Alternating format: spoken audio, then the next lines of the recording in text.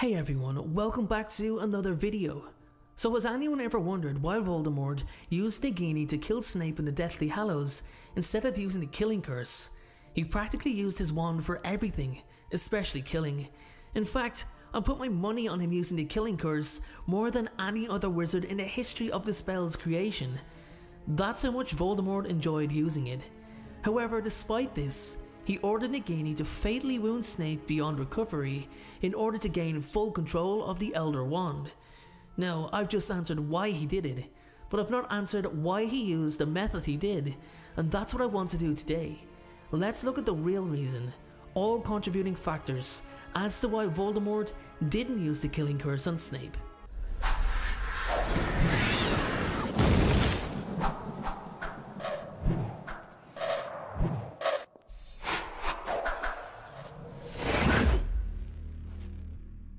Welcome back guys. So it's no secret that Voldemort valued Snape and valued him quite highly at that. His skill, his knowledge, his input as a Death Eater, all held high in regard. He felt that way towards Snape right up until the latter's death, and his actions since his acquirement of the Elder Wand proved that. The Dark Lord broke into Dumbledore's tomb and retrieved the wand. Now the facts are that he did hold on to the wand for some time, and in addition to that, he chose to perform some incredible feats of magic with it. He was no fool. He knew he didn't defeat its previous owner. Voldemort felt that wand resist him at every point. He forced his magic through the object, even though it wouldn't obey him fully. Something that the movie shows is the wand beginning to crack due to it being forced to bend to the will of the Dark Lord. Now, this doesn't happen in the books, but I do believe that it's a great representation of the actual mentality of the wand. It would rather destroy itself than submit to a wizard who does not command its allegiance. Even with all of that, even with everything on the line, Voldemort still felt that it was the magic within him that would bring him his victory. When he finally accepted that he could not unlock the full power of the wand, he knew it was time to kill its current owner. I've said at the beginning of this video that he valued Snape quite highly, and the truth is that he was actually reluctant to kill Snape. He still wanted him around, and I'm actually still surprised to this day that he used the wand for some time and thought he could get the job done without actually becoming its true master. So I think it's safe to say that he did give it a lot of thought before deciding to end Snape's life. Now when that decision was made, and he went about doing it, he never used the killing curse on his servant. He didn't use any magical means whatsoever, and no, he did not slit Snape's throat with the Elder Wand like he did in the movie.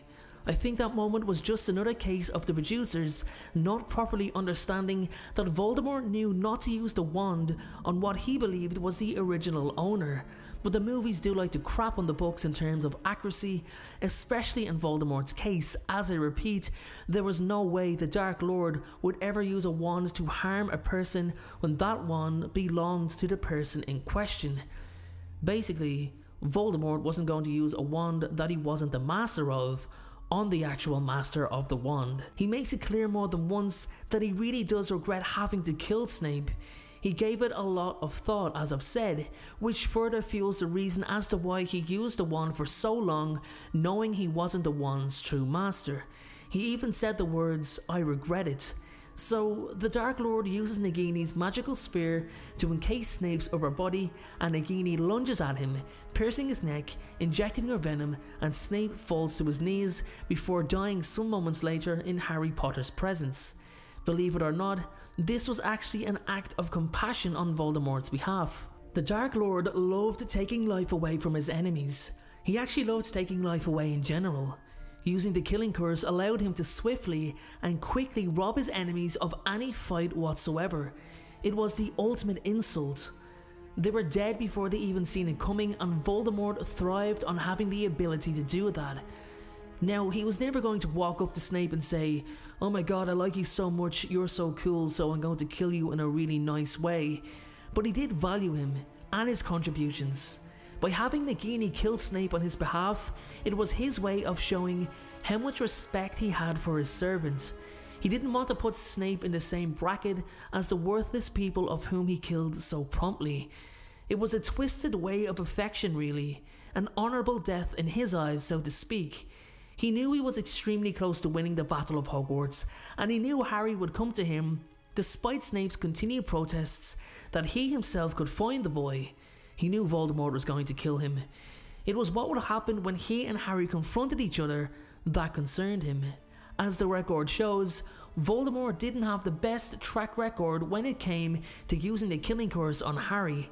He was 0-2, so he needed to make sure that things were going to work this time. As he felt no difference with the wand since he first acquired it, he knew that the time was drawing closer in which he needed to unlock its power. We can see his concern from his conversation with Snape moments before he killed him. My lord, said Snape blankly. I do not understand. You have performed extraordinary magic with that wand. No, said Voldemort.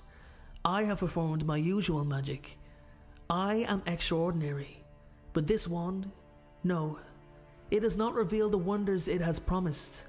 I feel no difference between this wand and the one I produced from Ollivander all those years ago. What many people forget is the fact that Snape didn't willingly just die. He actually raised his wand. He was in two minds about whether Voldemort was really going to kill him or not. And even with Snape's raised wand against him, he wasn't fazed. It cannot be any other way, said Voldemort. I must master the wand, Severus. Master the wand, and I master Potter at last. So guys, you can see it actually really bothered Voldemort to kill Snape. He really didn't want to do it. And it was only when time began running out that he decided to act, as Snape's contribution to him and the Death Eaters was so great that he had to think long and hard, as he told Snape himself in person. With that being said, everyone, that is my video on why Voldemort didn't use the killing curse on Snape. If you have any other reasons you'd like to add, then please do so in the comments section down below. Thanks again for watching, and I'll see you all in the next video. Thank you so much for watching. I truly appreciate your support.